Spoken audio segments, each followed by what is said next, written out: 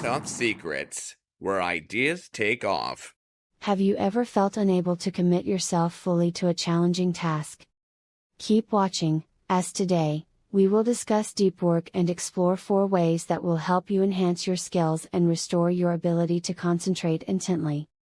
The author, Cal Newport, is a professor of computer science at Georgetown University and a New York Times best-selling author.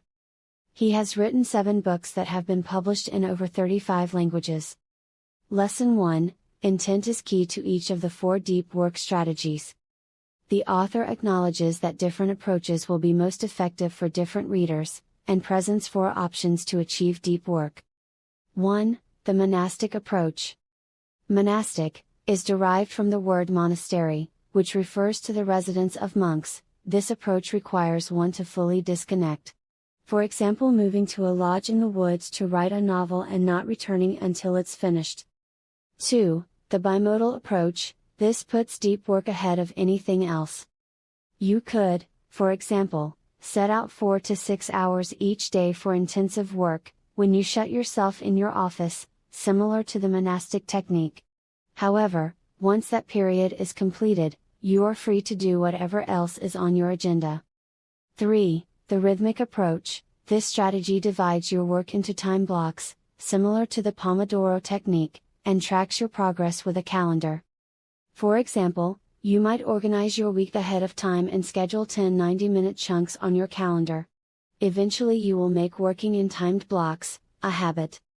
4. The journalistic approach. This approach works out quite well if you have a packed schedule every day.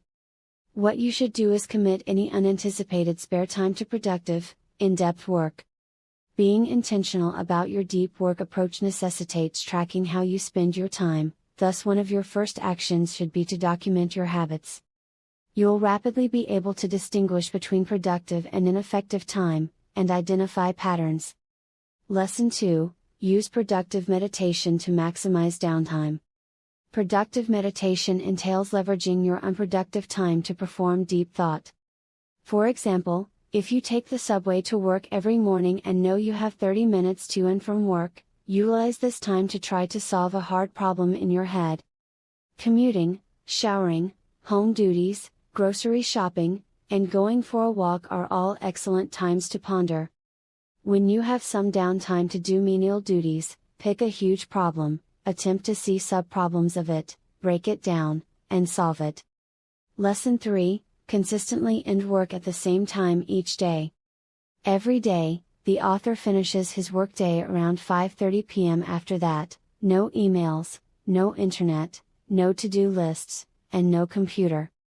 Your brain requires time to unwind each night, which it won't receive if you work as much as possible.